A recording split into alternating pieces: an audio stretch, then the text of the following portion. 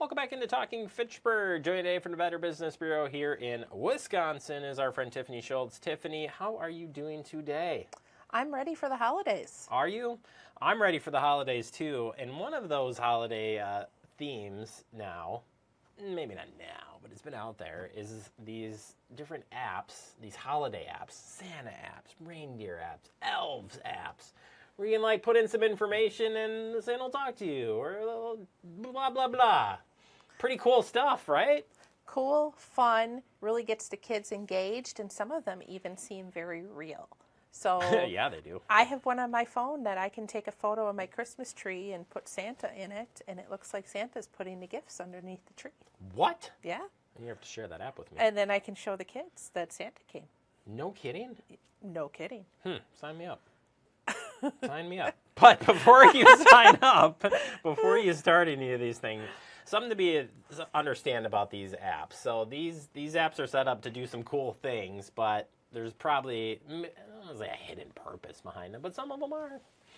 Some of them are meant to capture information about your family, information about your child, information about the use of the app. So you want to be careful when you use these apps. The first thing you want to do before you even download the app is to read the app's privacy policy. What information are they collecting and what are they doing with it? Are they using it for marketing purposes or are they selling it to a third party? And who is that third party? Are you comfortable with the information that it's collecting and being sold? Yeah, that's kind of a little scary because a youngin could definitely, if they have an email address, they could easily sign up for something. And then what if that starts multiple emails coming to them, and then they're starting to click on things, and you don't know not to. It turns into something pretty dark pretty quickly. There's a lot to the app beyond the fun. All right, well, let's break it down. First, looking at the privacy policy, and again, that can be a lot of text, but you got to read it. You got to somehow fundamentally figure out what are some things to look for. So what should we look for? So, as I had mentioned before, what kind of information is it collecting? What are they doing with the information? Are they selling it? Are they keeping it for marketing purposes? Where are they selling it? Who are they selling it to? Are you comfortable with that company? If you can't find a privacy policy, it could be a red flag. And if it asks you right out of the gate, because there's a lot of places that do now, by law, ask you to participate or not participate in sharing information, you can say no. But so many people just click on yes because they want to get going with the app. They want to play. I get it. Learn what personal information is collected. So if you do sign up for this stuff, you should know, think about the things that it's asking before you sign up. You should be able to look at whatever the application or sign up looks like, right? That should be in the fine print as well. And are you comfortable with it? You need to ask yourself, are you comfortable with it? A lot of times we download these apps to our child's iPad or their phones, and we give it to them to play with. And we don't know what they're really doing on that app. We don't even know how it works half the time, right? Come on, Jeremy, you're a parent, you get this. You don't know how it works. You're like, yeah, just go play. As long as the camera's not on me, we're good. It's true. Seriously, this is what happens. You maybe look at a few reviews, it looks legit, and away they go. Right. You don't know what pop-up ads are going to come in there and everything else. Is it tracking your child? Are you comfortable with that? Lots of questions to ask yourself. I would too. Would you suggest having a conversation with your kiddos about apps, generally speaking? So even setting this aside of the holiday apps, you really should have a conversation of things to watch out for, right? How do you explain that to a kid? There's a lot of things that you can mention in general, just like, playing outside safety.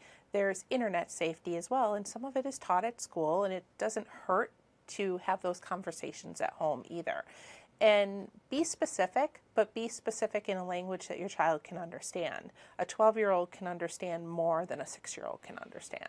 100%. Set permission requirements. If you haven't learned how to do this, parents, take time to understand it. My wife's amazing with this. It locks it down after 10 minutes, and then they have to ask for permission. It's great. There's that setting where you can give them a specific amount of time, and there's other permissions where they can only do so many things. Some of these apps will charge you in the middle of the app. Do you want to put your credit card in and have your child have full boat in order to go ahead and accept a new game or accept, more coins to go further in the app? You're going to want to know that and lock it up if you're not comfortable with that. And in general, the free apps. Certainly there are lots of free apps out there, but yet I'm going to steal your line. Do your homework. You got to do your homework before you purchase these. These free apps are either designed to collect information or they're designed to have you pay in the middle of the app, just like I was talking about. So maybe the app only goes so far and then you have to pay for a subscription to go further. Why is this app free? There's a lot of free apps out there. They're great apps, but there's a reason why they're free. Yeah, and you get surprised with that, and now you got to pay. Darn. All right, so think before you download. I think we use the term a lot from DATCAP about think before you act. Think before you download any app, not just free ones and not just fun ones, but they can be tied to a lot of different things. Just because the app is in the App Store or on Google Play doesn't mean that it's legitimate. There are scammers who post illegitimate apps on there for you to download their version instead of the legitimate version. Some of them look like they're real, some of them are sponsored, some of them require a credit card, but they may not be the legitimate version of the app. So make sure you are downloading the correct version before you go ahead and enter personal information or a credit card. And reviews too. Checking out the reviews is another good one. That's my favorite to read. And it's so hard because so many people have so many opinions. But look outside the app too if you're doing some research. If you really want to know, you can find information on any app. Just like you do your homework on any other business or a retailer or a contractor, you could do your homework on an internet search on an app too. So beyond the App Store or Google Play, go to your browser, type in the name of the app, follow it by complaints, follow it by scam, follow it by customer reviews, and see what information you can find. Bottom line, we want you to have fun.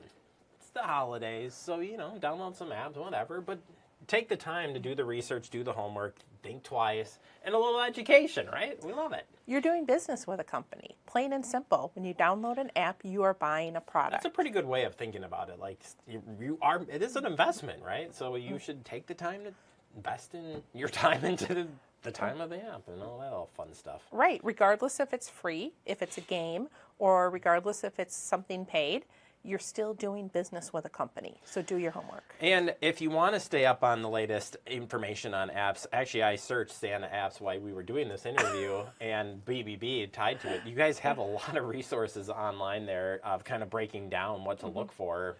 So if you're kind of curious, it's a good place to start. The resources there are pretty amazing. BBB.org. It's easy as that. Is there an app for that? Not yet. Well, I'm going to check the reviews before I download it. Thank you so much, Tiffany.